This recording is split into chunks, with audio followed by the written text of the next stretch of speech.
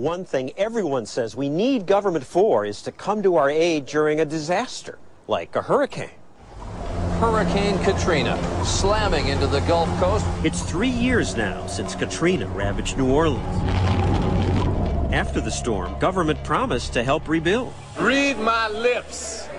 We will rebuild New Orleans. And you taxpayers will pay for it. The Senate agreeing to provide $10.5 billion. Another $51.8 billion. But despite the politicians' promises and the billions of dollars spent, today, a big part of New Orleans still looks like this. It's as if Katrina happened a month ago. Here in the 9th Ward, block after block is a disaster. Why hasn't the area been rebuilt? Partly because you want to rebuild, you have to get a permit. We was not able to get a permit, not to rebuild, but just to repair. Reverend Lewis Adams wanted to repair his church.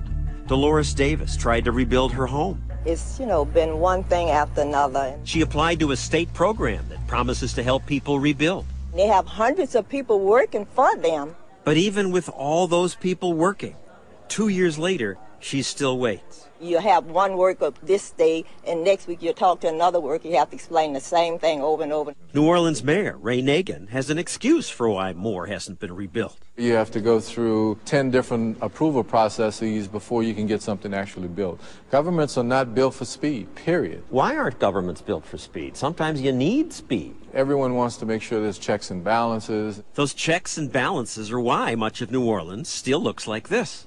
Yet less than a mile away is this neighborhood, filled with nice-looking homes. How could this be built? Well, here, government wasn't involved.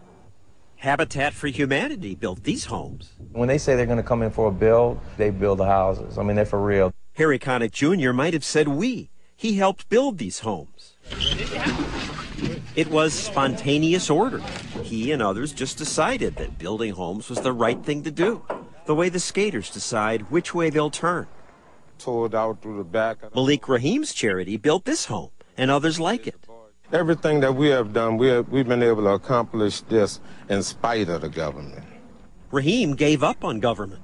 He says getting those billions of your dollars set aside for rebuilding is nearly impossible.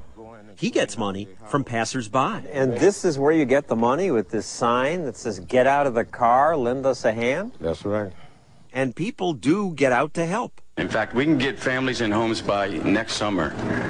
We can move this quickly. It's ready to go. Celebrities pitched in. Brad Pitt has done more for this community than anyone. Brad Pitt's doing more than the government? I would say 10 times more than the government. We'll start one building at a time. With no need to wait for government money, homes started going up. All these volunteers, they did what the government didn't do. That's right. That's right. Other celebrities pitched in. Michael Moore, if you're watching this, thank you from the bottom of my heart. Bruce Springsteen, Bonnie Raitt. Every house that you see that has been rebuilt because of volunteers.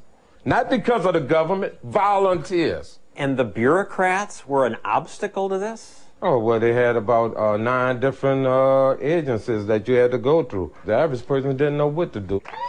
To build this, Habitat for Humanity employed specialists who know how to fight through bureaucracy. They build 70 homes quickly. Yeah. While you bureaucrats fiddle. Well, I don't know if we fiddled, but we're seeing private sector does it better. Why? Because there's not a lot of rules and regulations. Wouldn't it be better if you guys in government just got out of the way? Well, I don't think government can totally get out of the way. We can make it easier. And Nagin claims he has made it easier for people. We issued thousands and thousands of permits right after Katrina. So we tried to get out of the way, and I think it paid off for us. We have everything online, so you can go online, you can visit a kiosk. Oh, good. Oh, kiosks. So after meeting with the mayor, I went to City Hall to try the kiosks. The first one I tried didn't work.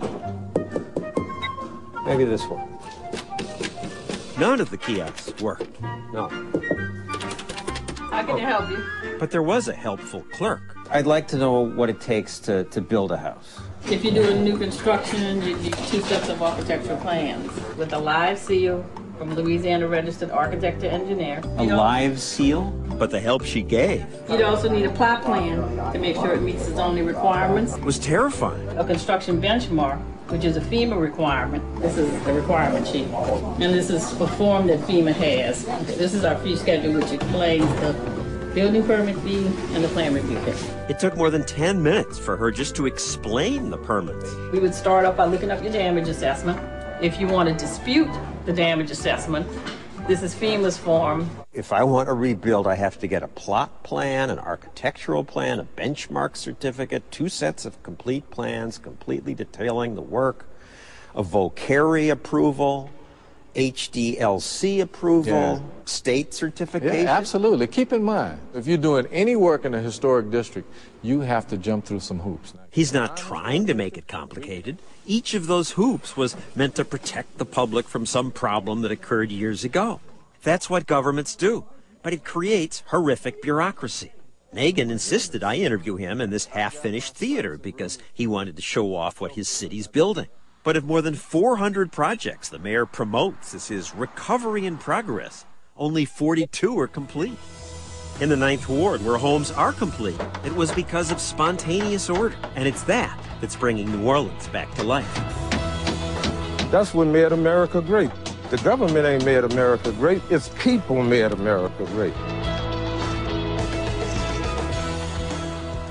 When 2020 returns, Stossel lays it all out. How far will it go? The endless paper trail to run for political office. I quit. Next.